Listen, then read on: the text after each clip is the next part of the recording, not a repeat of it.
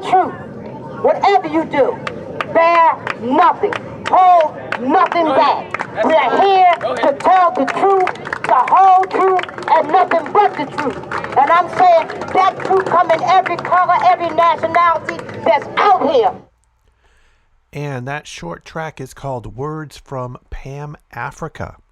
Pam Africa was a member of the Move family in Philadelphia that was firebombed by the police in the 80s and whose survivors were incarcerated for decades since the 80s. That track appears on the feature album for this episode. Welcome to Polyrical. This is another special episode of Polyrical Presents Albums of Note. And the album of note for this episode is called The Civil Rights Movement Part 2. And this album is by The Truth. That's THATRUTH. And as I was digging up a little bit of information to present on this episode, I was reminding myself how there's been a gap in music from The Truth. The Truth created some of the best political albums, I think, of all time, certainly of the last several decades, but suddenly stopped. In 2013 was the last release, and since that time, nothing. And I have periodically, over the years, done a search for The Truth to try to find out if there was anything new, and found there are several other artists that use the name The Truth, none of whom were the one that I was looking for. The Truth that I was looking for is also known as Jay Steele, and has, surprisingly to me, put out a new album. And I say new album, put out an album in 2020 that I missed, and actually put out a couple albums of older songs from prior to when The Truth was recording as The Truth. Those earlier songs are published and put out in something called The Buried Treasure Trilogy. And you can go to the Buried Treasure Trilogy.blogspot.com and read all about that project. Here's a little bit of information from that site. The Truth, aka Jay Steele, began his musical odyssey in Echelon, New Jersey, not far from his birthplace of Philadelphia, as a young, angry, scorned, vengeful, and ferocious hardcore rapper known as the Mad Dog. The first two albums of the Buried Treasure Trilogy collection were conceived under this moniker. These works were the result of a traumatic childhood and the influence of hardcore rappers he emulated. After completing his Raw debut EP Relentless, The Beginning, and his formidable hardcore first full-length album, The Call of the Wild, he ceased going by this nickname. By 2002, he began recording under his actual name. This identity shift symbolized the transformation from his hardcore approach to the more intellectual and conscious themes found on this project. It's noteworthy to see Jay's evolution from the raw, wild ferocity of his Mad Dog material to his reflective and positive content as this trilogy unfolds. Quote, "While I was recording Volume 2, I got EMDR therapy, which is a type of counseling they use for war veterans who went through trauma," Steele reveals. Between that, learning about sociology in school, and a college friend who was a conscious rapper questioning my purpose, I was changing a lot. After recording but not putting out music now found on the Buried Treasure Trilogy, he would go on to release 5 socially conscious political albums, including Music for a Better World and The Miseducation of the Masses, under the artist name The Truth. These albums have affected people from around the world with their powerful and insightful lyrics that advocate for equality and human rights.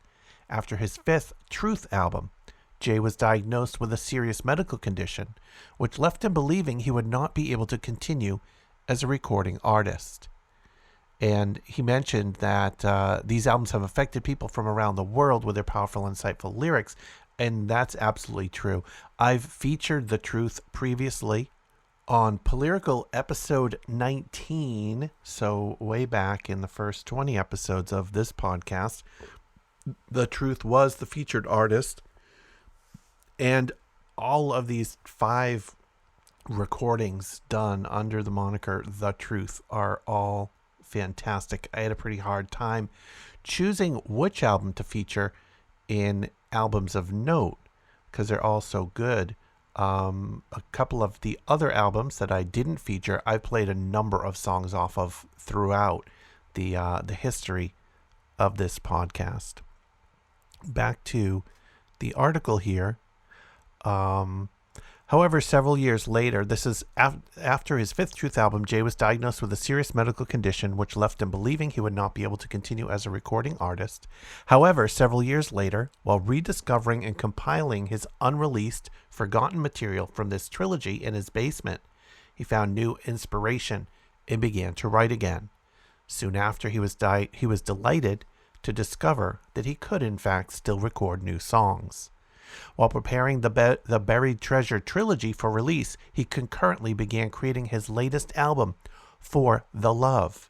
This project likely stands as his most meaningful and positive music, and through hearing this trilogy, listeners can understand just how far he has come. And For the Love is that brand new release, brand new, again, as I say, in 2020, February 2020, so something I missed at the time, but I'm very happy to have stumbled across now. And I think that there's certainly a transition in musical content, in lyrical content here.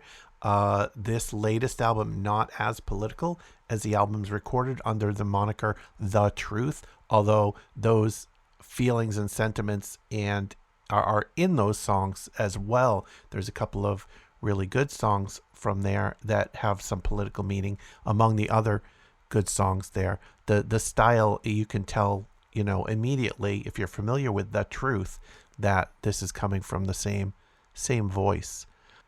In the discography listed on the Buried Treasure trilogy website, Jay has written or has listed the genre of the latest album, For the Love, as fun and positive, whereas all of the albums attributed to The Truth are all listed as political.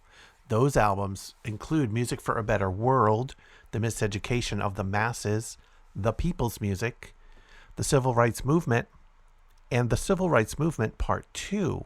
And that is the album that we are going to feature today on Albums of Note.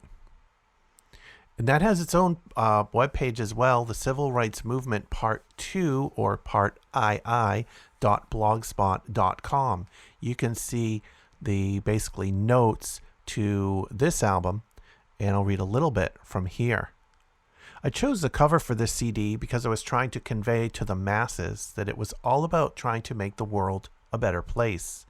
I felt that the masses would most easily recognize and identify people like Gandhi, Mother Teresa, Martin Luther King Jr., and Nelson Mandela as people who dedicated their lives to positive change. I decided to put them on Mount Rushmore to suggest the idea that we as a society should be marveling at monuments of heroes of social justice and not men of power who perpetuate inequality. As I said on the CD's public address intro, the actual Mount Rushmore monument was made on Native American stolen land, and it was made with the assistance from the KKK.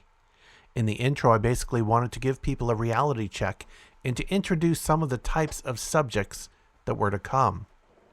On the back of the CD, we featured a painting from my friend Pop X, who is an artivist who paints entire walls and buildings in the UK and New Zealand with amazing art pertaining to social justice. The Civil Rights Movement Part 2 album contains songs with themes including the Camden 28, which tells the story of activists in Camden, New Jersey, universal health care, the real news, intelligence, equality. There's a track called F. Bush, and of course there's words from Pan Africa that we heard at the start of this episode. Here is The Truth with the Civil Rights Movement Part 2. The time has come for America to hear the truth.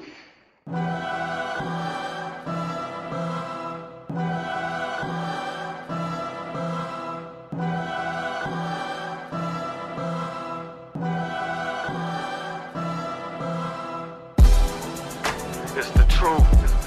I'm back. The Civil Rights Movement, Part 2. Just a little introduction. You don't got the first album. Civil Rights Movement, Part 1. Pick it up. Hit me up on the website, thetruthmusic.com. Make sure you spell it right. T-H-A, truth. It's a lot that needs to change. Campaign finance reform. Money should not be driving elections. Mount Rushmore, that land was stolen from the Native Americans. Violated the treaty, Fort Laramie. And the guy who chose the president to put up there was in the KKK. So a lot of people need to know. Freemasons, Skull and Bones, they behind a lot. A lot of people know about COINTELPRO, but there was more. Like the CIA's Operation Chaos, they had files on 300,000 people. In your life, never forget, be yourself, be a nonconformist, because bigotry is learned. Too many people just following, not enough learning, not enough understanding. We gotta get people to see what matters and get them involved in it. Gotta bring people together to bring about positive change. Better world for all people. You think nothing's wrong? Go to Newark, New Jersey, North Philly, Camden, New Jersey, or any hood in your area. What causes this? Politics. So don't question why I do political rap. Politics affects everything. I'm gonna break it down. I'm not like the big name pop stars. Nah. They not gonna exploit me, have me rapping about nothing creative. You want dumb down music? You got the wrong one. Continuing the mission. Dr. King, Gandhi, so many more. Here it is. Civil Rights Movement, Part 2. Yeah.